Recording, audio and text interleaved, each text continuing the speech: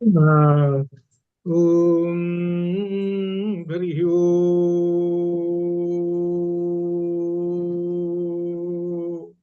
गुरुब्रह्मा गुरुर्विष्णु गुरुर्देवो महेश्वरः गुरुः साक्षात् परं ब्रह्म तस्मै श्रीगुरवे नमः। ज्ञानानन्दमयं देवं निर्मलस्फटिकाकृतिम् आधारं सर्वविद्यानां हयग्रीवमुपास्महे हयग्रीवमुपास्महे। शरदिन्दु विकासमन्दः आशास्वरदिन्दीवरलोचनाभिरामाम् अरविन्द समान सुन्दरास्याम् अरविन्दासन सुन्दरी उपासे। शारदा शारदाम्भोज वदना वदनाम्बुजे सर्वदा सर्वदा अस्माकं सन्निधिं क्रियातु। పరబ్రహ్మణే నమః. అథర్వవేద మాండూక్యోపనిషత్తు అధ్యయనం చేస్తున్నాము. ఇందులో చెప్పినటువంటిది ఏమిటంటే ఇక్కడ సర్వం ఓంకారము అని చెబుతున్నారు. ఆ సర్వం అంటే సమస్తము ఓంకారమే అని చెబుతూ మొదలుపెట్టి ఇక్కడ చివరికి వచ్చాం ఆత్మని గురించి 3 పాదాలు చెప్పుకున్నాం. అంటే ఆత్మకి 4 పాదాలు ఉన్నాయి. 4 పాదాల్లో మొదటి 3 పాదములు ఏమిటి? 3 పాదాలు అంటే మనకున్న అవస్థలు జాగ్రత్త, స్వప్న, సుషుప్తి, తురీయ అవస్థలు అనేటువంటి అవస్థలు ఉన్నాయి మనకి. దీనిలో ఒక్కొక్క అవస్థలో ఆ పరమాత్మ ఒక్కొక్క భాగంతో ఉంటాడు. అంటే పరమాత్మ ఒక్కొక్క భాగం అంటే అక్కడ పరమాత్మ ఉన్నాడు అని మనకి, ఎందుకంటే మనకు ఒక లెక్క కోసం అని చెప్పుకుంటూ వచ్చాడు, అంతే, ఏం లేదు. నిజానికి పరమాత్మని మనం ముక్కలు చేయలేం కదా, ఆత్మని ముక్కలు చేయలేం.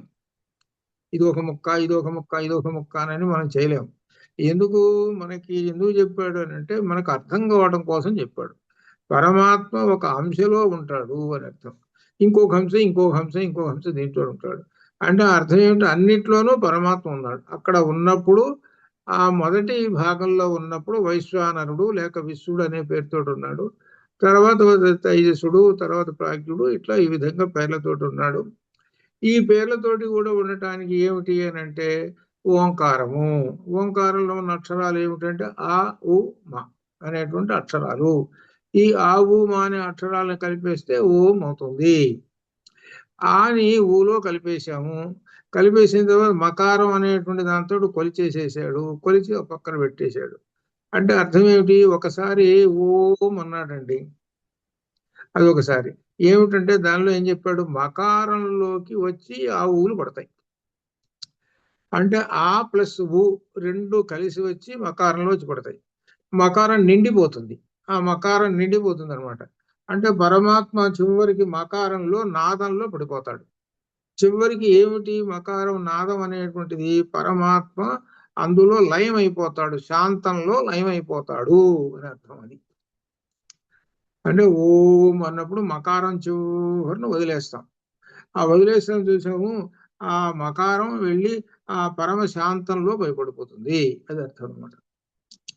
ఇది మనకు ఓంకారం. ఈ ఓంకారం జపం విషయంలో మన చాందోగ్యానికి మనకి ఇప్పుడు చెప్పేదానికి ఒక విశేషం, ఈ భేదం ఏమిటో చూద్దాం, తర్వాత వస్తుంది అనమాట ఇది. ఇక ఇప్పుడు చెబుతున్న మంత్రం 12వ మంత్రం, చివరి మంత్రం. అమాత్ర చతుర్థ అవ్యవహార ప్రపంచ ఉపశమ అని చెబుతాడు. అమాత్ర, అమాత్ర అంటే భాగములు లేనటువంటిది. ఇది 4వ భాగం వచ్చేటప్పటికి ఏమాత్రం. 4వ భాగంలో ఎవరున్నారు? ఆత్మ ఉన్నాడు.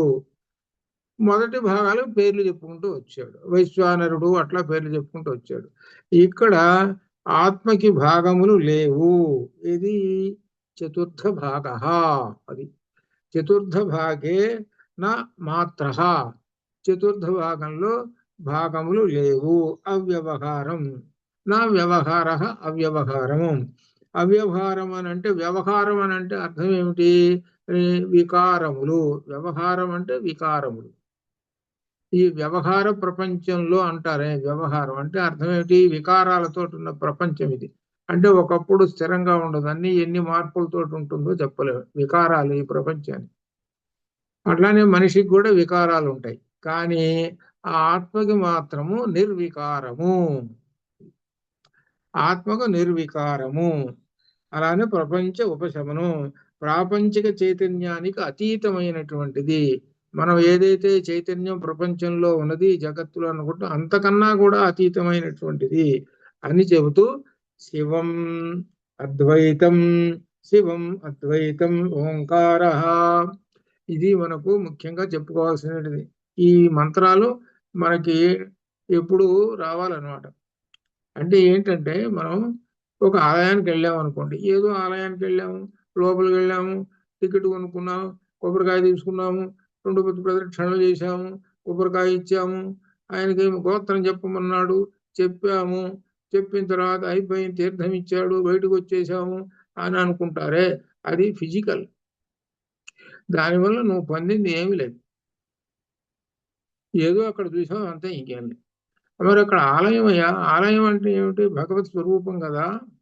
కాబట్టి భగవత్ స్వరూపం తట్టంగానే నీకు వెంటనే శివో అద్వైతం ఓంకార అద్వైతం అనే మాట గుర్తుకొస్తేనే అది, దానికి దీనికి సంబంధం లేదు.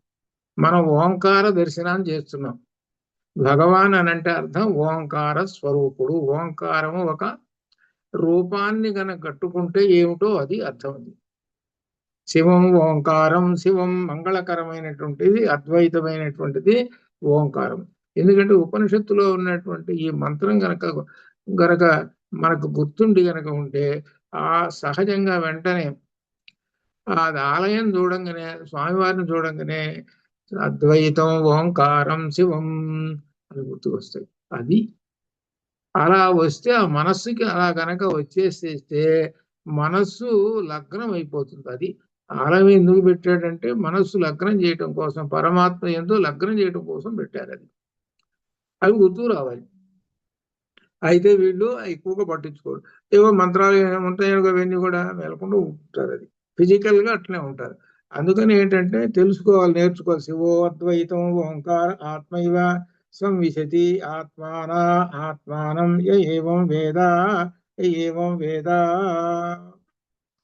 మంగళకరం అద్వైతం రెండు కానిటువంటి ఏవం, ఈ విధంగా ఆత్మ ఏవ ఆత్మే ఓంకార ఓంకారం యహ ఎవరు ఏవం ఈ విధముగా వేద తెలుసుకుంటారో ఆత్మను ఆత్మను ఆత్మన ఆత్మచేత, ఇక్కడ అన్నాడు చూసుకోండి, గీత వచ్చింది, గీత వచ్చేసింది ఇక్కడ.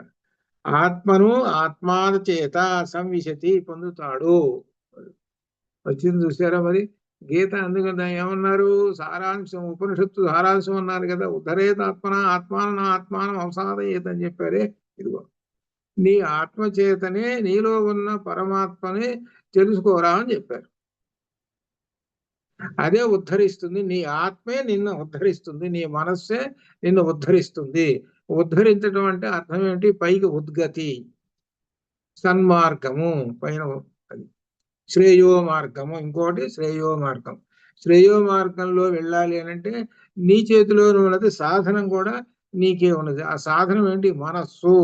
ఆ మనస్సు చేతనే ఇది అని.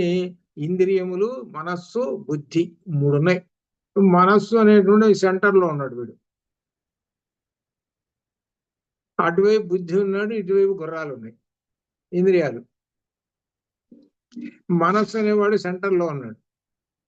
ఇక్కడ ఇక్కడ సెంటర్లో ఉన్నవాడి యొక్క విశేషం ఏమిటంటే అటు ఇటు రెండు అనమాట. అటు పగ్గాలు కొట్టుకోవాలి, గుర్రాలు పగ్గాలు కొట్టుకోవాలి, పట్టుకొని జాగ్రత్తగా అటు వెనక వైపు చూసుకుంటూ బుద్ధి వైపు తిరిగి, నేను చూసారా, నేను లైన్లో పెట్టాను, మరి గుర్రాలన్నింటినీ లైన్లో పెట్టేసేసాను నేను. స్పీడ్ కూడా ఇప్పుడు ఎన్ని మైళ్ళు స్పీడ్ నడపాలి? 60 మైళ్ళు స్పీడ్ నడపాలి కదా, నడిపేస్తున్నాను చూసుకో, మరి నీ పని నువ్వు చెయ్యి అని మనస్సు బుద్ధి వైపు అంటాడు. చేస్తున్నాను రా అని అంటాడు. అప్పుడు బుద్ధి ఏం చేస్తుంది? సరిగ్గా ఇంకా ఏమైనా తెలియకపోతే డైరెక్షన్స్ అన్ని ఇచ్చేసేస్తుంటుంది. సరిగ్గా ఆ రథం వెళ్ళిపోతూ ఉంటుంది. ఎక్కడికి వెళ్ళాలి అని అంటే స్టేజీ, లాస్ట్ స్టేజీ లక్ష్యము పరమపదము అనేటువంటి ఒక లక్ష్యం. ఆ లక్ష్యానికి వెళ్ళిపోతుంది. మధ్యలో ఉన్నాడు ఎవడు? వీడే మనస్సుగాడు. అందుకని మనస్సు అనేటువంటి వాడు ఉద్ధరించేటువంటి వాడు, మనల్ని ఉద్ధరించేవాడు ఈ మనస్సే. మన ఏవ మనుష్యాణం కారణం బంధ మోక్షయో. మన ఏవ మనుష్యాణం కారణం బంధ మోక్షయో. ఏంటి? మనిషికి బంధములు, ఇవన్నీ కూడా మనస్సే. మన ఏవ మనుష్యాణం కారణం బంధ మోక్ష రెండు. బంధము తాడు అనగా ఈ సంసార ప్రపంచంలో ఇదన్నీ కూడా కట్టిపడేయటానికి ఈ మనస్సే. ఈ మనస్సు వల్లనే అంత. అటువంటి ఈ మనస్సు కూడా చివరికి మోక్షాన్ని కూడా ఇవ్వటానికి కూడా మూలమైనటువంటిది ఈ మనస్సే అని మనకు చెప్పినటువంటిది మనుస్మృతిలో వచ్చినది అనమాట. ఇది అట్లా అనమాట. అలా చేసుకో. లేకపోతే నీవు విషయాసక్తుడు అయితే బంధం, నిర్విషయాసక్తుడైతే మోక్షం అన్నాడు. అది ఆ మనస్సుని విషయాసక్తుల్లో పెట్టావా బంధాల్లో విడిపోతావు. అనగా అనేక జన్మలు, పునరపి జననం, పునరపి మరణం, దానిలో విడిపోతావు. నిర్విషయాసక్తుడు అయినావా మోక్షంలో వెళతావు. అది కాబట్టి ఈ రెండు ఏం కావాలనో తెలుసుకో. మోక్షం కావాలన్నా బంధాలు కావాలన్నా. బంధాలు గనక ఉంటే, కర్మ బంధాలు ఉంటే అనేక జన్మలు తీసుకుంటావు. ఈ జన్మలు ఎటువంటివి అనేటువంటిది నీకు తెలియదు. మరలా మనిషి జన్మ వస్తావో రావో, వచ్చిన ఉత్తమ జన్మ వస్తావో రావో. బస్తాలు మోస్తున్నాడంటే ఒకడు కూలివాడు, మనం చూద్దాం అని అనుకున్నాం ఊరికే. కూలివాడు బస్తాలు మోస్తూ ఉన్నాడు. పాపం 50 కిలోలు ఇవన్నీ వేసుకొని మోస్తూ ఉన్నాడు వాడు. ఆ మోస్తూ వాడి జీవితం అంతా రోజుకు ఏదో 10 రూపాయలు సంపాదించుకుంటూ వాడి జీవితం వెళ్ళగొచ్చుకున్నాడు. అయిపోయిన తర్వాత మళ్ళీ వాడు ఏం చేస్తాడు? మళ్ళీ బస్తాలు మోయటానికి మళ్ళీ పుడతాడు. మళ్ళీ ఇదే పని ఇంక వాడి రెండో పని లేదు. కానీ వాడేంటి, నేను ఉన్నతిలోకి వెళ్ళాలి అనేటువంటి భావం ఎప్పుడైతే కలిగి ఏది రవ్వంతన్నా పట్టుకుంటాడో అప్పుడు ఈ తర్వాత ఈ బస్తాలు బయట ఉండదు. అర్థం కాల ఇది. వాడు ఎప్పుడు చూసినా దీనిలోనే పడి ఉంటాడు. చూడండి, బిచ్చగాడు చూసుకోండి, ఎప్పుడు చూసినా బిచ్చగాడు. వాడు అంటాడు ఎప్పుడు చూసినా కానీ అడుక్కుతుంటుంటాడు వాడు. నేను అడుక్కుతుంటున్నానే అని అనుకో. ఇది వాడికి ఏంది, అది ఒక సుఖం. ఆ 10 రూపాయలు వచ్చినాయి సుఖం. బాగుంది, ఇది బాగుందిరా, అన్నిటికన్నా కష్టపడాల్సిన పని లేదు, ఉద్యోగాలు చేయాల్సిన పని లేదు, చాలా బాగుందిరా అని అనుకొని ఇది బాగా పెట్టుకొని కూర్చుంటాడు అనుకోండి. వాడు మళ్ళీ ఇంకా అదే పద్ధతి, వాడికి నో ప్రమోషన్, ఇంకింతే. కానీ ఈ విధంగా చూస్తుంటే ఈ మనస్సు అనేటువంటిది దీనికి మూలము అన్నిటికీ. కాబట్టి మనస్సు అనేటువంటి దాన్ని ఉన్నతంగా చేసుకో అని చెప్తున్నాడు. ఉన్నతమైనటువంటి స్థితిలోకి తీసుకో మనస్సు అనేటువంటిది, అధస్థానానికి కాదు. అందుకని ఉద్ధరేత్ ఆత్మన ఆత్మానం నా ఆత్మానం అవసాదయేత్ అని చివరికి ఆత్మ ఏవ రిపుహు ఆత్మ ఏవ బంధువు అని చెప్పాడు. అటువంటి ఆత్మని నీకు బంధువు మిత్రుడు, కానీ శత్రువుగా చేసుకోవాకు అని చెప్పాడు. గీతలో చెప్పాడు అనమాట. అందుకనే ఈ చిన్న విషయాన్ని బట్టి ఆ గీతలో ఉన్నటువంటి శ్లోకం వచ్చింది. ఆత్మానం ఆత్మన ఆత్మానం ఆత్మను ఆత్మన ఆత్మచేత సంవిశతి పొందుతాడు అని ఈ విధంగా చివరికి ఈ చెప్పినటువంటి మంత్రంలో ఆ ఓంకారం అనేటువంటి దాన్ని చివరికి మనస్సు అనేది తేల్చాడు. మనస్సు అనేది ప్రధానమైనటువంటిది అని చెప్పి ఆ ఓంకారంలో ఉన్న భాగాలు చెప్పుకుంటూ వచ్చేసాడు అనమాట. ఈ చెప్పుకుంటూ వచ్చి మకారం అనేటువంటిది నాదము, దీనిలో మకారంలో మంత్రం పూర్తి అయిపోతుంది, మంత్రం మకారంతో అని ఈ విధంగా ఆ మా ప్రశాంత పరిస్థితి ఏర్పడుతుంది. ఈ 4 చేరిక ఓంకారం. చేరిక అంటే ఒక మిశ్రమ వస్తువు అని అర్థం. అనగా ఈ చివరికి ఈ 4 1/4 అనుకున్నాం కదా, ఈ 4 చేరితే ఒకటైంది. ఆ ఒకటే పరమాత్మ అని అర్థం అనమాట. మక తర్వాత నాదము అని అర్థం. తర్వాత నాదం అని రాయలేదు, ప్రశాంత స్థితి అని రాశాడు. అది మకారము తర్వాత ప్రశాంత స్థితి. ఈ 4 ప్లస్ చేసుకుంటే ఒకటి అవుతుంది. ఆ ఒకటి ఎవరు? పరమాత్మ అని అర్థం అనమాట. కాబట్టి ఈ ఓంకారం చివరికి లోపలికి ఎక్కడ భయపడుతుంది అంటే ప్రశాంతము, శాంతరసంలో భయపడుతుంది. శాంతరసం అంటే అర్థం ఏమిటి? పరబ్రహ్మం యొక్క రసం శాంతరసం. శాంతరసం ఎక్కడ ఉంటుంది అని అంటే పరబ్రహ్మంలో ఉంటుంది. అక్కడ అన్ని శాంతిస్తాయి. ఎటువంటి ఇవి గుణాలు కానీ ఇకపోతే ఏమంటే తత్వాలు ఉన్నాయి, 24 తత్వాలు. ఈ తత్వాలుగా ఇటువంటి ఏమీ ఉండవు అక్కడ. అలా ఉంటుంది అనమాట అక్కడ. అక్కడ ఆ ప్రశాంతంలో లయమైపోతుంటుంది నీ ఓంకారము. కాబట్టి ఇక్కడ ఏం చెబుతున్నాడు, చివరికి సమస్తము ప్రశాంతంలో ఉంటుంది. ఆ విధంగానే జాగ్రత్త, స్వప్న, సుషుప్తి ఇవన్నీ ఆత్మలో లయమై, అంటే అర్థం ఏమిటనమాట, జాగ్రత్త అవస్థ దాటి స్వప్న ఇట్లా ఈ విధంగా అవస్థలు దాటి దాటి సుషుప్తి కూడా దాటిపోయినాడనంటే పరమాత్మలో వెళ్ళిపోయినాడు అని అర్థం. కాబట్టి దీనిలో చెప్పేది ఏంటంటే, ఈ విధంగా ఓంకారం జపం చేస్తున్నాడు అని అంటే అర్థం ఏమిటి, చివరికి దీనిలోకి పరమాత్మలోకి వెళ్ళిపోతాడు అని అర్థం. ఈ విషయం ఓంకారం జపం చేస్తున్నటువంటి వాడు గీతలో చెప్పాడు.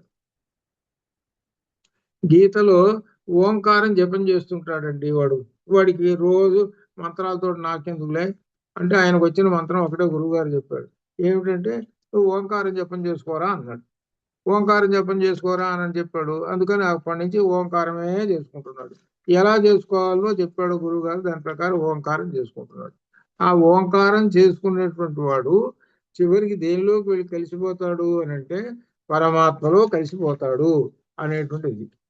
దీనిలో ఆ ఓంకారం గురించి మనకు ఏది గీతలో వచ్చింది.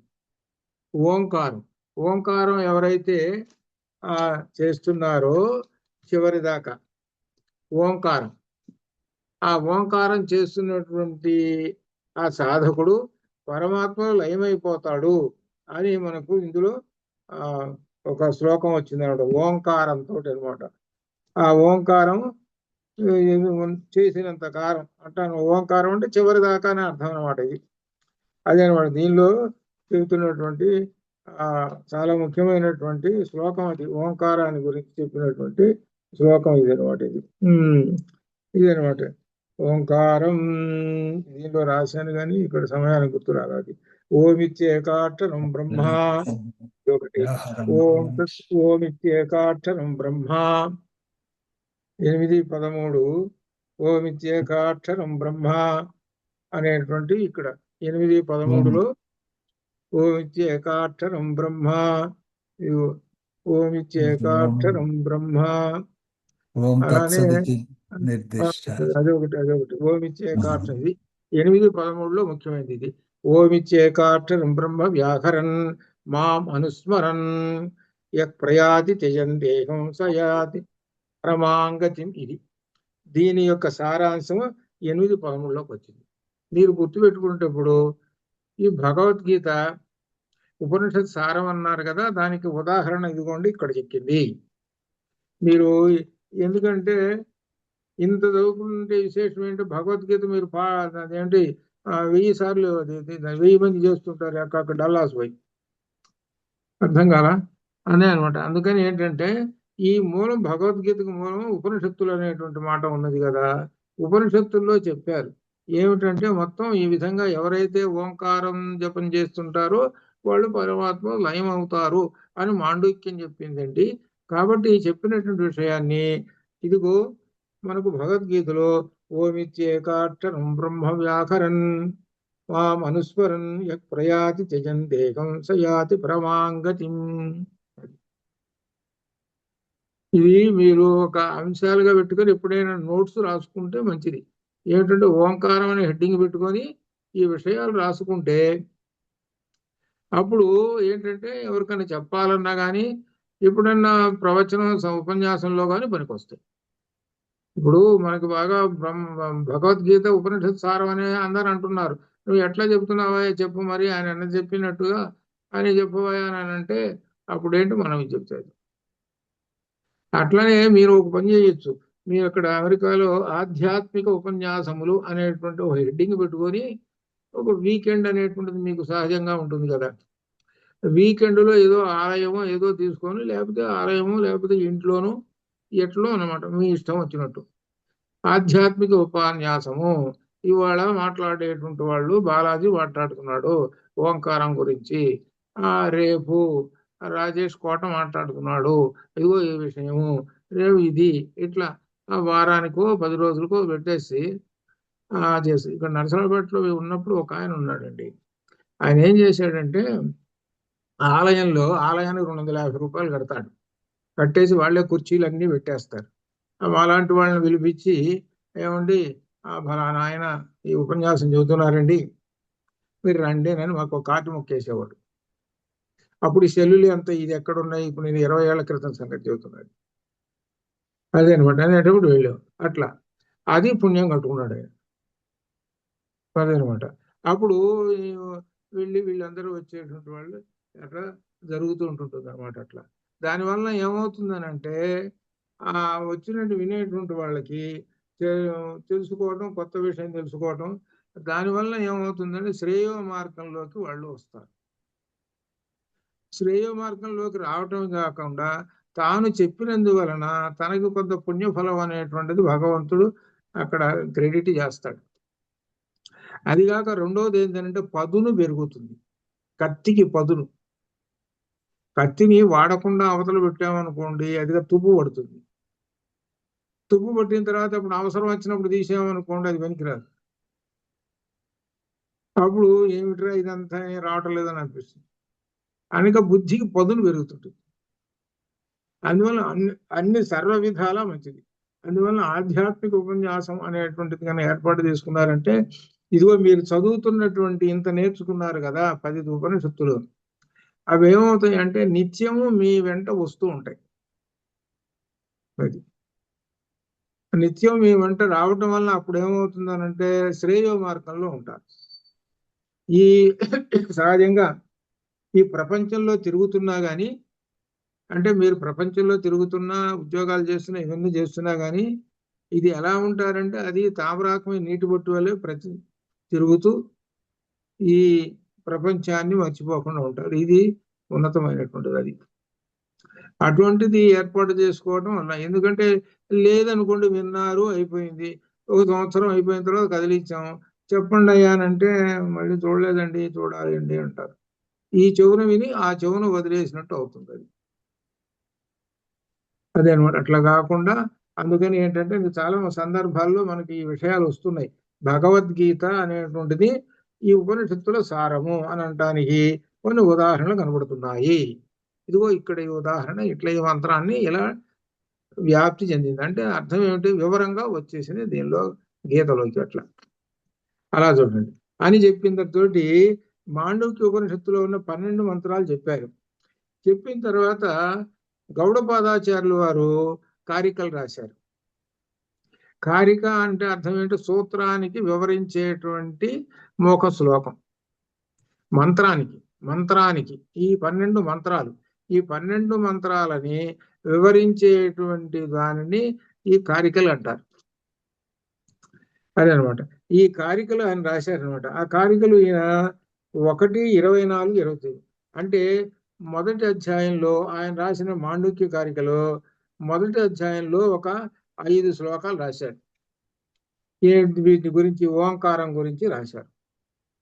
ఇది గౌడపాదాచార్యులు వారు రాసినటువంటిది అనమాట. ఇది ఓంకారం పాదశో విద్యాత్ పాద మాత్ర నా సంశయ, ఓంకారం పాదశో జ్ఞాత్వా నా కించిదపి చింతయేత్ అని మొదట రాస్తూ ఓంకారాన్ని ఒక్కొక్క పరిమాణంగా తెలుసుకో 4 పాదాలు చెప్పాడు కదా. ఇట్లా ఎందుకంటే ఒక్కొక్క పరిమాణం దాని ఒక్కో అక్షరంగా ఉన్నది కనుక ఈ విధంగా ఒక్కో పరిమాణంగా తెలుసుకున్న తర్వాత దేనిని చింతన చేయకూడదు అని అర్థం ఏమిటి, ఓంకారమునందే మనస్సు ఉంచుము. ఒక్కొక్క అక్షరంలో ఆ అనే అక్షరం ఉన్నది, ఆ అనే అక్షరాన్ని ఉపాసన చేశావు మొదటి భాగం.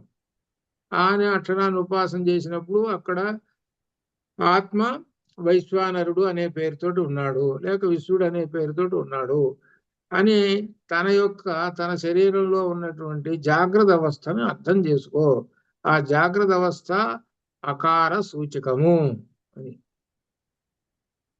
జాగ్రత్త అవస్థ అంటే ఏంటో ముందు తెలుసుకో. జాగ్రత్త అవస్థ అంటే ఇంద్రియాలు, ఈ ఇంద్రియాలు మనస్సు బుద్ధి ఈ బయట ప్రపంచాన్ని చూస్తూ ఎలా నడుచుకోవాలనో అలా నడుచుకుంటుంటాయి. బయట ప్రపంచంలో అంత జాగ్రత్త అవస్థ. ఈ జాగ్రత్త అవస్థలో ఎలా ఉంటాయి అంటే చాలా అటెన్షన్లో ఉంటాయి. ఇంద్రియాలు చాలా అటెన్షన్లో ఉంటాయి, సావధానంగా ఉంటాయి. కళ్ళు సావధానం, అలానే నాలుక, నాలుక అన్ని మొత్తం సావధానంగా ఉండాలి. ఆఫీసు పోతున్నాం అనుకోండి, పోతుంటే మనం అప్పుడు కారు ఏమిటి ఎట్లా ఉంటుంది, అప్పుడు ఇంద్రియాలు 5 సావధానంలో ఉంటాయి చూడండి, ఆ స్పీడ్ పోతుంటే అట్లా. అక్కడికి వెళ్ళిన తర్వాత మనస్సు అనేది 6వది, అది ఎంతటి సావధానంగా ఉంటుంది. మీరు జాగ్రత్తగా కనిపెడుతుంటే ఆఫీసులో కూర్చొని ఆ వర్క్ చేస్తారు. వర్క్ చేస్తున్నాం అంటే మనస్సు అక్కడ లగ్నమై చేస్తుంటుంటే ఆ వర్క్ కంప్లీట్ అవుతుంది. మనస్సు ఎక్కడో పరిపరి విధాలుగా అటు ఇటు వెళ్ళిపోయింది అనుకోండి, వర్క్ పూర్తి కాదు, చెడిపోతుంది. అందుకని మనస్సుని అక్కడ లగ్నం చేసేస్తారు. మనస్సును లగ్నం చేసి మళ్ళీ తిరిగి వచ్చేటప్పుడు కూడా, ఇంటికి వచ్చేటప్పుడు కూడా మళ్ళీ జాగ్రత్త అవస్థ. ఈ జాగ్రత్త అవస్థలో ఎంత జాగ్రత్తగా ఉంటాడండి. ఈ జాగ్రత్తగా ఉండటానికి మనకి ఇంద్రియాలు పనిచేస్తున్నాయి. ఆ ఇంద్రియాలలో ఉన్నటువంటి ఎవరు వైశ్వానరుడు అనగా పరమాత్మ, పరమాత్మ యొక్క ఒక భాగము. ఆయన మనల్ని ఈ శరీరంతో, ఈ శరీరం అనే రథం లేకపోతే కారుతో కూర్చొని ఉన్నాడు. ఆయన డ్రైవింగ్ చేస్తున్నాడు. డ్రైవింగ్ చేసేది ఆయనే, ఉద్యోగం చేసేది ఆయనే, చూస్తున్నది ఆయనే, కళ్ళతోటి చూస్తున్నది ఆయనే, ఆకలి వేసినప్పుడు తింటున్నది ఆయనే. జాగ్రత్తగా అర్థం చేసుకుంటే అమ్మో, లోపల వైశ్వానరుడు ఉండి ఇంత పని చేస్తున్నాడు రా, అందుకని అహం వైశ్వానరో భూత్వా ప్రాణినాం దేహం ఆశ్రిత. లోపల వైశ్వానరుడు కూర్చొని నాకు ఆకలి ఆకలి అంటుంటాడు అని వాడే ఎత్తుక్కుంటుంటాడు. ఆకలి ఆకలి అని ఎత్తుక్కునేటప్పటికల్లా ఎక్కడున్నదా విశేషము అనేటువంటిది, ఆ దగ్గరలోనే ఉన్నది కదా హోటలు అని వెంటనే మనస్సు చెప్పేస్తుంది. ఇదంతా జాగ్రత్తగా ఆలోచిస్తుంటే ఈ శరీరం అనేటువంటిది ఒక డబ్బా లాంటిది, పనికిమాలిన డబ్బా లాంటిది శరీరం అనేటువంటిది. ఈ శరీరంలో ఆయన వజ్రం లాగా మెరిసిపోతూ కూర్చున్నాడు కాబట్టే ఈ శరీరం తళతళలాడుతూ ఉన్నదిరా. ఈ శరీరం అంతా ఏమిటి, కాంతితో ప్రకాశిస్తూ ఉన్నది. ఈ శరీరం కాంతితో ప్రకాశిస్తున్నది. ఎప్పుడైతే ఆ వజ్రం వెళ్ళిపోయిందో అప్పుడు ఇది కాస్త ప్రేత్యా అయిపోతుంది, ఖాళీ, డబ్బా ఖాళీ, ఇంకేం లేదు. ఏమిటి అని ఇంతటి విశేషం జాగ్రత్త అవస్థలో వాడు అర్థం చేసుకున్నప్పుడు వాడు ఏం చేస్తాడంటే పరమాత్మ యందు మనస్సు లగ్నం చేస్తాడు. లగ్నం చేసేప్పుడు తాను నేను కాదు, లోపల ఉన్నాడు కాబట్టి నేను అనే మాటను తీసి పక్కన పెట్టేస్తాడు. నేననే మాటను తీసి పక్కన పెట్టేసి ఇదంతా పరమాత్మ యొక్క ఆ లీలలు, పరమాత్మ యొక్క క్రియ, కర్మ అని అర్థం. అంత విశేషం అనమాట. చూడండి, మనం ఒక్కోసారి బ్రహ్మాండ ఉద్యోగం చేస్తుంటాడు, తక్కువని ఆ కంపెనీ వాడు నిన్ను తీసేశాను అంటాడు. ఊరి దుంప నిన్నటిదా బాగానే ఉన్నావు కదా, నన్ను తీసేసాము అంటారని. అంతేనయ్యా నా ఇష్టం పో, నీకు రేపు తెలుసా తీసేస్తున్నాడు అన్న సంగతి. అది కానీ వెంటనే ఈ లోపల ఉండేటువంటి ఆత్మ మనస్సు ప్రియము కలిపిన అప్రియం కలిపిన ఉద్విజేతు నా ఉద్విజేతు అంటే ప్రేమ వచ్చినప్పుడేమో ఉద్విజేతు పొంగిపోతాడు, అప్రియం కలిగినప్పుడేమో కుంగిపోతాడు. అర్థం కాలే, ఇట్లా ఉంటుంది. అప్పుడు ఇటువంటి మనస్సు స్థితి ఉన్నటువంటి వాడు ఏం చేస్తాడంటే సరిపోతే పోయిందిలే బాయ్, ఇంకోసారి చూసుకుంటానులే ఏమిటని కుంగిపోడు, అంటే స్థిరంగా ఉండేటువంటి ఉంటాడు. అటువంటి వాడికి ఆలోచన కూడా పరమాత్మ ఇస్తాడు.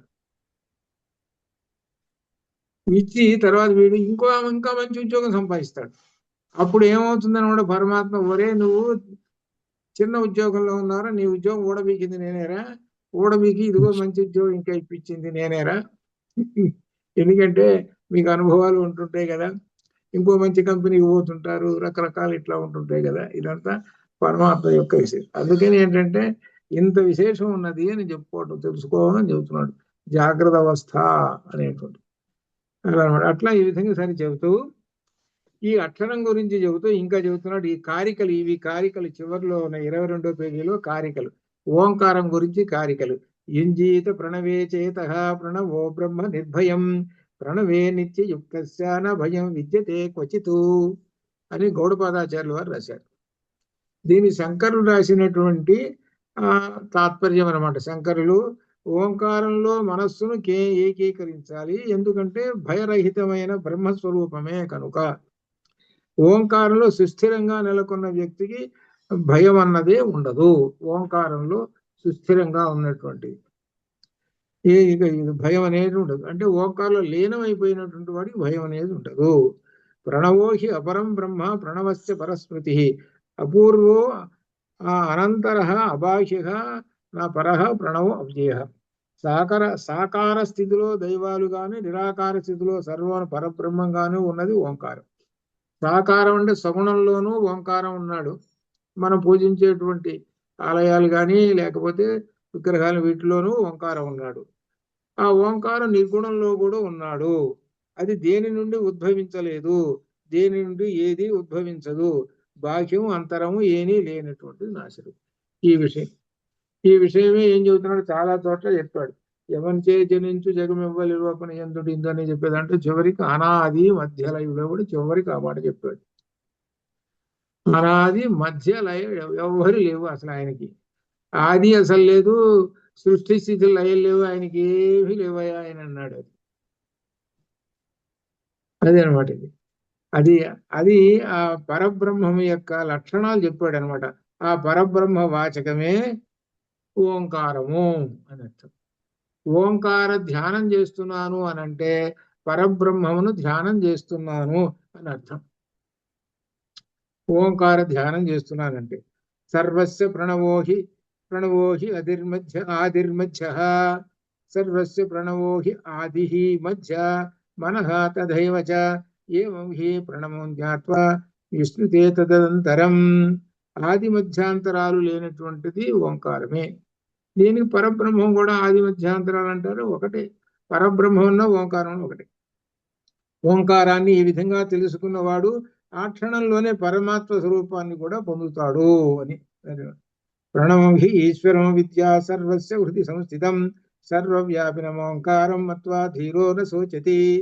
సర్వుల హృదయాల్లోనూ భగవంతునిగా విరాజిల్లుతున్నది ఈ ఓంకారమే. సర్వవ్యాపకమైన ఈ ఓంకారాన్ని ధ్యానించేవాడు దుఃఖరహితుడుగా ఉంటాడు అని ఫలశ్రుతి చెబుతున్నది.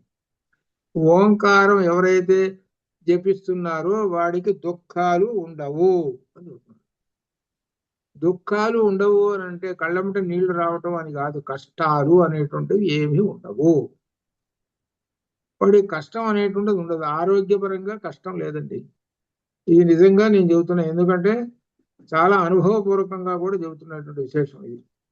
ఇంకో విశేషం ఏమిటంటే ఓంకారం గనక ఎవరైతే చేస్తున్నారో వాళ్ళకి రూట్, దారి, ఇది దారి కాదు, ఇది మనకు అక్కర్లేదు, ఈ దారి అన్ని విషయాలలో కూడా ఎవరితోటైనా మాట్లాడాలి, మనకు పనికిరాడండి అంటే ఇటువంటి వాడు కాదు. అతని దగ్గర మనం మాట్లాడటం సరికాదు. పండితులు కాదు, పద్ధతులతో మాట్లాడటం. మనం ఒక సాఠాచార్య గారి దగ్గరికి పోతే నువ్వు కూర్చున్నంతసేపు అరగంట సేపు మీలాంటి వాళ్ళు అక్కడ కూర్చుంటే ఇన్ని మాటలు వస్తున్నాయే, ఇన్ని శబ్దాలు, ఇన్ని విశేషాలు జ్ఞానం వస్తున్నదే అంటే ఏమిటనమాట. పండితులు కూర్చుంటే ఏ మాటలు మాట్లాడతారో చూసుకోండి.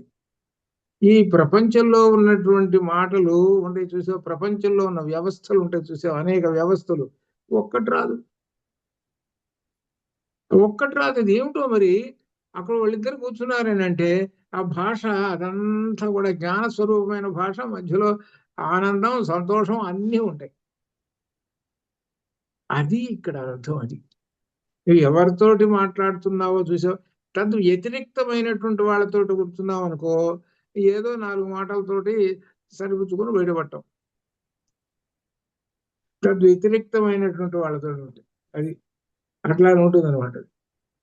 ఆయన మొదలుపెట్టి చెబుతుంటాడు అనమాట. ఏదో సందర్భాల్లో ఆయన ఆయన ఎందుకంటే పండితులు ఆయనే కాదు, ఈ పండితుల దగ్గర కూర్చున్నప్పుడు అని మేము కూర్చొని రాజగోపాలాచార్య గారి దగ్గర పోగానే వెంటనే మొదలుపెట్టాం. మన చరిత్రలో పద్యం మొదలుపెట్టా ఆయన చూడంగానే. ఏమంటే మీరు అంతా తిరిగి వస్తున్నారు కదా, మొత్తం అటు ఇటు ఉపన్యాసాలు అన్నాడు. అనేటప్పటికల్లా ఆ మంది అతడి దిగిన అని మొదలుపెట్టేసేపు మన చరిత్రలో పద్యం ఆయన వెంటనే అందుకున్నాడు. ఎంత దూరం వెళ్ళిపోయినా మన చరిత్రలో అలసాని విద్య గారి దగ్గర పోయి అక్కడి నుంచి వరుసగా పోయి వెంపరాల సూర్యనారాయణ శాస్త్రి గారి దగ్గర పోయి ఆ విషయాలన్నీ చెప్పుకుంటూ కూర్చున్నాం. ఎంత దూరం వెళ్ళిపోయినా చూసుకోండి. ఇది ఎందుకంటే చెబుతున్నది ఏ మార్గంలో అయితే ఉన్నావో అది అర్థం. ఆ మార్గంలో ఉన్నటువంటి వాళ్ళతోటే నీవు ఏమిటన్నా భాషణ చెయ్యి. నీ మార్గం వేరు, దాని వ్యతిరిక్తమైనటువంటి మార్గంలో కనుక కూర్చున్నావంటే కాస్త మచ్చలు అంటుతాయి. నీకు తెల్ల చొక్కాకి 4 మచ్చలు అంటుంటాయి. వాడు కాస్త పూసిపోతాడు. పోతూ పోతే అదేనమాట. అందుకే అది అందువలన అదే కాబట్టి అది అర్థమై ఉంటుంది జాగ్రత్త అవస్థలో మనం ఎంత ఇదిగా. అందుకనే సహజంగా జాగ్రత్త జాగ్రత్త అంటారంటే ఏమిటంటే నీ ఇంద్రియాలు జాగ్రత్తగా ఇష్టం వచ్చినట్టు పంపించవాకు, అవి వాటిని శ్రేయ మార్గంలో పంపిస్తూ ఉండు అని చెబుతున్నారు. అది జాగ్రత్త అనేటువంటిది. అదనమాట.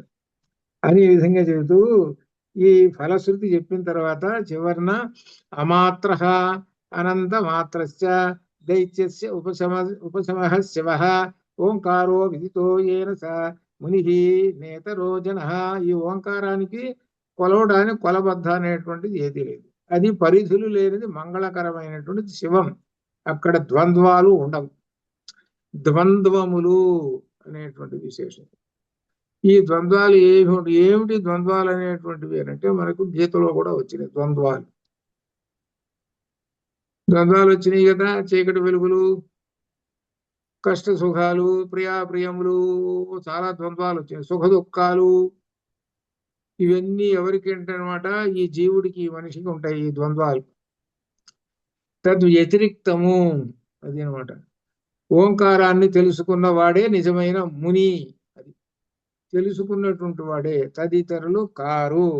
ఓంకార మంత్రాన్ని శ్రద్ధతో ధ్యానిస్తే వేదాంత సత్యాలు, అనుభవపూర్వకమైన సత్యాలు కూడా తెలుస్తాయి. ఆ మహానుభావుడు అని వచ్చిస్తారని ఓంకారాన్ని ఎలా ఉచ్చరించడం ఇది ఒక విశేషం అండి. ఇక్కడ 2 తేడాలు కనపడుతున్నాయి. ఏమిటంటే తైలధారా వివాచ్ఛిన్నం దీర్ఘఘంట నినాదవత్త అనేటువంటిది ఒక మాట చెప్పారు. అంటే ఏమిటనమాట, తైలధార ఎలా వస్తుంటుంది, వంకర లేకుండా వస్తున్నది చూడండి. ఇప్పుడు తైలం ఒక పాత్రలోంచి వస్తున్నాం అనుకోండి, ఒక పాత్రలో నుంచి అది వంకర లేకుండా సన్నెమ్మది కిందకి దిగుతుంటుంది. ఆ దృశ్యం చూస్తుంటే. అదే నీళ్లు అయితే బర్ర వచ్చి పడతాయి తొందరగా. నీటి వేగం పెంచు, డౌన్కి పోయేటప్పుడు నీటికి మహావేగం పెంచు. ఇది ద్రవ పదార్థం, ఇది నూనె, ఇది స్లోగా పడుతుంటుంది. మనం జాగ్రత్తగా కనబడితే తెలుస్తుంది. దాన్ని తైలధార. ఆ తైలధార ఇవ అచ్ఛిన్నం. తైలధార ఏ విధంగా అయితే ధార పడుతుందో అట్లా ఒకటి. ఇంకోటి ఘంటానాదం వలెను. గంట మోగిస్తున్నాడు, గంట మోగిస్తున్నాడండి. ఆ గంట మోగిస్తున్నాడు కదా, ఎలా గంట మోగుతున్నదో అట్లా ఆ విధంగా అని చెబుతున్నాడు. 2 శబ్దాలు ఉపయోగించాడు. గుళ్ళల్లో గంట పెట్టేది అందుకే. గుళ్ళలో గంట లేదనుకోండి, అన్నీ ఉన్నాయి, గంట లేదనుకో అది గుడి కాదు. గంట లేకపోతే గుడి కాదు. రాగానే టగటగ గంట కొడుతుంటారు. ఆ శబ్దం సౌండ్ ఉన్నది చూసి అంత దూరం వినపడుతుంటుంది. అది ఏమిటయ్యానంటే ఓంకార ధ్వని. అది అర్థం. గుడికి రాగానే మనం వెళ్ళినప్పుడు, గుడికి వెళ్ళగానే ఆ గంట మనకి చేతులు అందుబాటులో ఉండగానే టగటగా 2 గంటలు కొట్టేస్తాం. కొట్టేసేస్తే అంటే ఓంకార ధ్వని అని అర్థం. అట్లా అనమాట. సరే, ఇంకా మనం గంట ఉపయోగించేది హారతి ఎప్పుడు ఉపయోగిస్తాం. ఇట్లా ఇదంతా ఓంకార ధ్వని అంటే ఓంకారం బ్రహ్మానికి చెబుతున్నాము అని అర్థం అనమాట. ఇది ఇక్కడ ఇది ఏంటంటే ఓంకార ధ్యానం చేయడం ఎలా అంటే అకారాది త్రయాణం సర్వకారణం ఏకాక్షరం పరంజ్యోతి ప్రణవం భవతి ఇది ఛాయేత్ అని ఈ విధంగా చెబుతూ ఇక్కడ ఆవు మా అనే 3 అక్షరాల కలయిక అయిన ఏకాక్షర మంత్రాన్ని శ్రేష్టమైన శబ్ద రూపంలో ధ్యానించండి. కృత్పద్మకర్ణిక మధ్య స్థిరదీప నిభాకృతి అంగుష్ట మాత్రమచలం ధ్యాయేత్ ఓంకారం ఈశ్వరం. భగవత్ స్వరూపమైన ఓంకారాన్ని హృదయ కమలం మధ్యలో బొట్టన వ్రేలు పరిమాణంలో నిశ్చలమైన దీపం వలె ధ్యానించాలి. అని ఓంకార ధ్యానం ఎలా పనిచేస్తుంది, ఈ విధంగా ఈ ఓంకార ధ్యానం అనేటువంటిది ఇది కూడా చెప్పాడు. ఇప్పుడు ఛాందోగ్యోపనిషత్తులో మొట్టమొదట ఛాందోగ్యోపనిషత్తులో ప్రారంభంలో ఎలా చెబుతున్నాడు అంటే, దీనిలో ఇక్కడ మనకి దీనిలో ఛాందోగ్యోపనిషత్తులో ఇదిగో ప్రారంభంలో 3వ పేజీ చివరిలో ఓం ఇది ఏతదక్షరం ఉద్గీతం ఉపాసీత. ఉద్గీతం, ఇక్కడ ఓంకారాన్ని ఉద్గీతం అని అన్నారు. ఈ ఉద్గీతం అనేటువంటి దాన్ని 1వ మంత్రంలో తర్వాత పేజీలో ఓమితి ఉద్గాదయతి తస్య ఉపవ్యాఖ్యానం, ఓం అనే దాన్ని వ్యాఖ్యానం చేస్తున్నానంటూ ఆ ఉద్గీతము అంటే బిగ్గరగా పలుకున్నది అని అర్థం.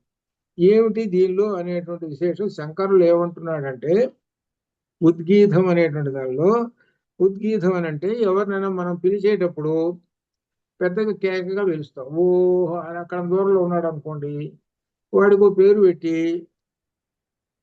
పిలుస్తాం. పిలిస్తే ఆ శబ్దం పెద్దగా అన్నాం కాబట్టి వాడికి చెవులకి తగిలి వాడు వస్తాడు.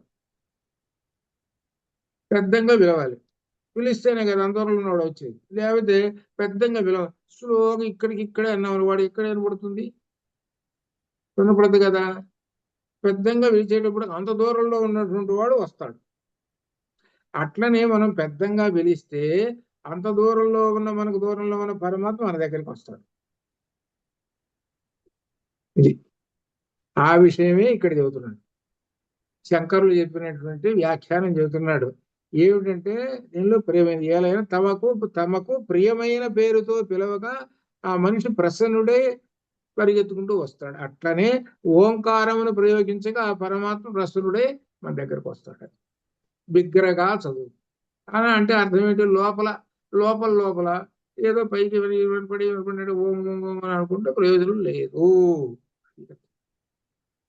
ఆ ఓంకారం అనేటువంటిది మనం చేస్తున్నాం కదా పొద్దున్నే మొట్టమొదటి. అలా చేస్తే ఆ ఓంకారం గబ్రివేషన్ మీ అంటారు, తరంగములు అంటారు చూడండి, విద్యుత్ తరంగములు. ఆ తరంగములు ఆ పరమాత్మకు వెళతాయి. అట్లనే మనం అంత దూరంలో ఉన్న మనిషిని పిలవాలనుకోండి, పిలుస్తుంటే మనం పెద్దగా కేకేసి పిలిచేటప్పటికి ఈ ధ్వని తరంగములు వాడికి అంత దూరంలో ఉన్న వాడి చెవికి పడతాయి. ధ్వని తరంగాలు ఎంత వేగంగా వెళ్ళిపోతే చూడండి ధ్వని తరంగాలు. మనం పిలుస్తున్న ఓయి రాబోయే అని పెద్దగా పిలిచేయనుకోండి, వెళ్ళిపోతే వాడి చెవుల్లో పడగానే వెంటనే పరిగెత్తుకుంటూ వస్తాడు. అట్లనే ఓంకారం అనేటువంటి ధ్వని తరంగములు, అది అర్థం. అందుకని ఓంకారం అని, అందుకనే ఓంకార స్వరూపమే కదా వేదాలన్నీ. అందుకని వేదం ఏమిటి, లోపల మనసులో కూర్చొని చదువుకుంటే ప్రయోజనం. ఓంకార స్వరయుక్తంగా ఉదాత్త అనుదాత్త స్వరితాలతోటి పెద్దంగా చదువుతుంటుంటే ఆ తరంగములు పరమాత్మకు వెళ్ళిపోతుంటాయి. ఆ ధ్వని తరంగాలు అలా అనమాట. అది అట్లా ఆ విధంగా ఇక్కడ ఆ ఓంకారాన్ని బిగ్గరగా చదవండి అని చెబుతున్నాడు. బిగ్గరగా చదివి ఓం అని పెద్దగా బిగ్గరగా చదివి చివరికి కిందకి దించేసేయండి. అంటే అర్థం ఏమిటి, మకారంలోకి దించేసేయండి. అంటే అర్థం ఏంటి, పరమాత్మలో లయం చేయండి అని అర్థం. పరమాత్మలో లయం చేయండి అన్నాడు. మనం బిగ్గరగా చదువుతూ చివరి పరమాత్మ లయం చేస్తున్నాం. పరమాత్మ లయం చేసేటప్పుడు నూనె ధార ఏ విధంగా అయితే వంకర లేకుండా స్లోగా వచ్చి పడుతుంటుందో ఆ గిన్నెలో, అది అర్థం. అట్లా చేయండి అని, అలా అలవాటు చేసుకోండి అని చెబుతున్నాడు. ఇది ముఖ్యంగా బాల్యంలో ఉన్న పిల్లలకు అలవాటు చేస్తే వాళ్ళు క్రమక్రమంగా విషయాలు తెలుసుకుంటారు. ఈ ఓంకారం అనేటువంటిది కూడా ఎక్కువగా మనకి మాత్రమే ఉన్నది. మనకంటే అర్థం ఏమిటనమాట, ఈ జంబూ ద్వీపాన్ని. ఈ ఓంకారం చివరికి ఎంత దూరం వెళ్ళిందంటే యూరోప్ ఖండం అంతా వెళ్ళిపోయింది. ఇప్పుడు అలెగ్జాండర్ దండయాత్రలు అప్పుడే వెళ్ళిపోయింది. అలెగ్జాండర్ దండయాత్రలు వచ్చినప్పుడు ఏం చేశాడనంటే చాలా వెళ్ళిపోయినట్టు, చాలా మంది పండితులు అందరూ వెళ్ళిపోయినారు. యూరోప్ కంట్రీస్కి వెళ్ళారు. ఆ యూరోప్ కంట్రీస్కి వెళ్ళి వాళ్ళు ఈ సంస్కృత భాషతోటి మింగిల్ అయిపోయినారు, అక్కడ భాషతోటి. మిగిలిపోయి ఈ భాషలో ఇంగ్లీష్ భాషలో కొత్త కొత్త పదాలన్నీ ఇంగ్లీష్ భాషలో 3 వంతుల దాకా సంస్కృత పదాలు కలిసిపోయాయి. కలిసిపోయి దాంతో మొత్తం ఏంటి ఈ తెలుగు వాళ్ళందరూ కూడా అక్కడికి పోయి యూరోప్ కంట్రీస్ లో మనకున్న పోలాండ్ ఇటువంటి దేశాలు కన్నా కదా యూరోప్ కంట్రీస్ లో పెద్ద పెద్ద జర్మన్స్ వీళ్ళందరూ ఇటువంటి వాళ్ళు ఏం చేశారు, చివరికి ఈ ప్రపంచం మొత్తం ఆక్రమించేసేసారు. అదే మనకు అమెరికా కూడా స్వాతంత్రం వచ్చిందంటే నాకు ఆశ్చర్యం వేసింది. అమెరికాను కూడా బ్రిటిష్ వాడు పట్టుకున్నాడు. మనకు ఆ చరిత్రలో ఉంది కదా, వాళ్ళకి ఇండిపెండెన్స్ డే ఉంది. అంటే అర్థం ఏంటి, వాడు మహా తెలివి గలవాడు ఏం చేస్తాడంటే 10 మందిని ఆకట్టుకుంటాడు. ఇదే అర్థం. తెలివిగలవాడు 10 మందిని ఆకట్టుకొని వాడికి హెడ్గా ఉంటాడు. ఈ 10 మంది చేత సేవ చేయించుకుంటుంటాడు. ఆ తెలివిగలవాడు ఎవరంటే యూరోప్ దేశస్తుడు. అది వాళ్ళు ఎక్కడి నుంచి వచ్చారంటే అలెగ్జాండర్ దండయాత్రలప్పుడు వెళ్ళారు, చాలా మంది వెళ్ళారు, పండితులు చాలా మంది వెళ్ళిపోయారు. ఈ విషయం అంతా హిట్లర్ తెలుసుకున్నాడు. తెలుసుకొని హిట్లరు సంస్కృత కావ్యాలలో ఉన్న విశేషాలన్నింటిని కూడా బయట తీసుకోవాలని మనకు సంస్కృత పండితుడు కూడా పట్టుకుపోయినాడు. ఆయన తీసుకున్నాడని మనకు చరిత్రలో ఉంది. ఆయన ఎంతసేపటికి ఎక్కడెక్కడ విశేషాలను పట్టుకోవాలి బాబు, హిట్లర్ చాలా ప్రయత్నం చేశాట అని మనం చెబుతుంట. అది ఎందుకంటే ఆ ఆ విశేషమైనటువంటి కూడా అన్ని కూడా ఉన్నాయి. అది ఆ ఓంకారం అంటే పరమాత్మ యొక్క స్వరూపాలు ఇవన్నీ, ఆ శక్తులు అవన్నీ. ఒక రకంగా చెప్పాలంటే శక్తులు. ఆ శక్తులు ఎవరైతే పట్టుకుంటారో, పరమాత్మ యొక్క శక్తిని పట్టుకుంటాడో వాడల్లా కూడా ఉన్నతమైనటువంటి స్థానంలో ఉంటాడు. పరమాత్మ పట్టుకుని ఉన్నతమైన స్థానంలో ఉంటాడు. అట్లా ఇది అనమాట ఇంత గొప్ప విశేషం. అందువల్లనే ఉపనిషత్తుల వలన వాడు గొప్పవాడు అవుతాడు. ఏదో డబ్బులు ఉన్నాయనుకోండి, కోట్లు, ఉన్నంతసేపు డబ్బులు ఉన్నంతసేపు చుట్టూ తిరుగుతుంటారు. ఏదో బెల్లం ఉంటే ఈగలు పోతాయి అని. బెల్లం అయిపోగానే ఈగలు ఎటుపోతాయో అది. కానీ ఇది అటువంటిది కాదు. ఇది ఎటువంటిది అని అంటే ఎప్పుడు బ్యాటరీ అయినటువంటి కరెంటు లేకుండా వెలుగుతుండేటువంటిది. వాడి కరెంట్ ఉండాలి అంటే ధనం ఉండాలి. ధనం ఉంటే వాడు వెలగడు. వీడికి వెలగటానికి ధనం అక్కర్ల, జ్ఞానం అనే ధనం తోటి వెలిగిపోతుంటాడు. అది అనమాట. అని ఈ విధంగా దీనిలో కారికల్లో చెబుతూ ఉద్గీతం అనేటువంటి దాన్ని బిగ్గరగా గానం చేయండి, బిగ్గరగా గానం చేస్తేనే తెలుస్తుంది అని అర్థం అనమాట. ఓంకారమును బిగ్గరగా ఉచ్చరించండి, పరమాత్మ పలుకుతాడు అని ఈ విధంగా మనకి దీనిలో ఉన్నటువంటిది అనమాట. దీనిలో ఈ మన కారికలు, ఏది మాండుక్య కారికలు అనేటువంటివి దీనిలో ఆయన మాండుక్య కారికల్లో ఈ ముండకోపనిషత్తుని 4 భాగాలు చేశారు. అంటే ఏంటో ప్రకరణాలు. ముండకోపనిషత్తుని 4 ప్రకరణాలుగా చేసి ఆ మన మాండుక్యం గురుగారు, ముండకం అన్నారు. ముండకమే మాండుక్యం మాండుక్యం. అది మాండుక్యం. ఈ మాండుక్యంలో ఆగమ ప్రకరణము, వైతథ్య ప్రకరణము, తర్వాత అద్వైత ప్రకరణము, అలాత శాంతి ప్రకరణం అనేటువంటి ప్రకరణాలుగా చేశారు. అది ఈ ప్రకరణాలుగా చేసి వాటికి శ్లోకాలు రాసింది అంటే మంత్రాలు రాసింది గౌడపాదాచార్యుల వారు రాశారు. గౌడపాదాచార్యుల వారు శంకరులు చివరికి ఎక్కడికి వెళుతున్నాడంటే బదరీకి వెళుతున్నాడు. ఇక మజిలీకి వెళ్ళిపోతున్నప్పుడు గౌడపాదాచార్యులు వస్తారు. చివరిలో వస్తారు గౌడపాదాచార్యుల వారు. గౌడపాదాచార్యుల వారు ఏమవుతారనంటే తన గురువు గారికి గురువు గౌడపాదాచార్యుల వారు. గౌడపాదాచార్యుల వారికి గురువు ఎవరంటే సుఖ మహర్షి. అట్లా పరంపర అనమాట. గౌడపాదాచార్యుల వారు వచ్చి నా కారికలకి వ్యాఖ్యానం రాయరా అని చెప్పారు. వ్యాఖ్యానం అంటే ఇదిగో ఆ విధంగా వచ్చిందని మనం చెప్తారు. చివరికి గౌడపాదాచార్యుల వారికి కోరుకోమని అంటే ఆయన అన్నాడు, ఆయన ఏమని కోరుకున్నాడు, పరమాత్మ యొక్క ధ్యానమే అని అడిగాడు. ఇంకా రెండోది ఏమి అడగదు. అంటే అర్థం ఏమిటి, నాకు ఇంకా వయస్సు ఇంకా 16 సంవత్సరాలు కోరిక ఇటువంటివి అడగల. శంకర్లు అడగల. అక్కడ కూడా శంకర్లు అడిగారా, అడగలేదు. వ్యాసుడిని కూడా అడగలేదు నాకు ఇంకా 16 సంవత్సరాలు ఇవ్వు అని అడగల. వ్యాసుల వారే ఏం చేశాడంటే, నువ్వు చేయవలసిన పని చాలా ఉందయా, ఈ భాష్య గ్రంథాలు రాసావు, మరి ప్రపంచంలోకి వెళ్ళాలి కదా, కాబట్టి ఇవి ఉన్నాయి, ఇంకా తర్వాత స్తోత్ర గ్రంథాలు ఇవన్నీ చాలా రాయాల్సిన పని ఉంది, కాబట్టి నేను ఇంకా 16 సంవత్సరాలు ఇస్తున్నాను, 32 సంవత్సరాలు, ఈ 16 సంవత్సరాల్లో మొత్తం ఆయన వ్యాప్తి చేసేసాడు ఆయన. అది వ్యాసుల వారి యొక్క గొప్ప.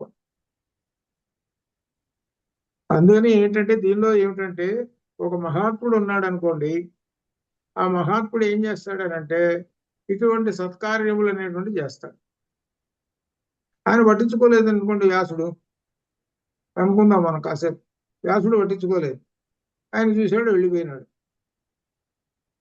ఇంత ఉండదు కదా అప్పుడు. కాబట్టి వ్యాసుడు అనేటువంటి ఆయన ఎవరనంటే ఎంతటి గొప్పవాడో చూడండి. పరోపకారం కోసం అంటే, లేక ప్రజలను ఉద్ధరించడం కోసం అటు శంకరులు ఎంతో, వ్యాసుల వారు అంత. అందుకని శంకరులేమో శివుడు, వ్యాసుల వారేమో నారాయణుడు. వ్యాసుల వారు నారాయణుడు. అందుకని కేశవం బాదరాయణం, కేశవం అంటే విష్ణువు, బాదరాయణుడు అంటే వ్యాస మహర్షి, శంకరం శంకరం అంటే ఆ శంకరుడేమో ఈ శంకరాచార్య స్వామి. సూత్ర కృత వందే, సూత్రకృత రాశాడు ఆయన, సూత్రాలు ఆయన రాశాడు, ఈయన భాష్యం రాశాడు. కానీ అటువంటి శంకరులకు ఓ మరి వ్యాసుల వారికి పునః పునః నమస్తే వందే, నమస్కారము. అది అదే విధంగా అట్లా చెప్తున్నారు. అంటే వాళ్ళ జీవితాలు, ఎందుకంటే ప్రజలను ఉద్ధరించడం కోసము, జీవితాలు ప్రజలను సన్మార్గంలో పెట్టడం కోసము వాళ్ళ జీవితాలు సరిపోయినాయి. అది అర్థం. అది మనం తెలుసుకోవాల్సిన. అందువలన వాళ్ళు మహర్షులు అయినారు. అది ఎట్లా ఈ విధంగా ఇవాళతోటి మాండూక్యం అయిపోయింది అలా అనమాట. తర్వాత ఆలోచిద్దాం ఎట్లా తర్వాత విషయం అది అనమాట. శుభం భూయాత్.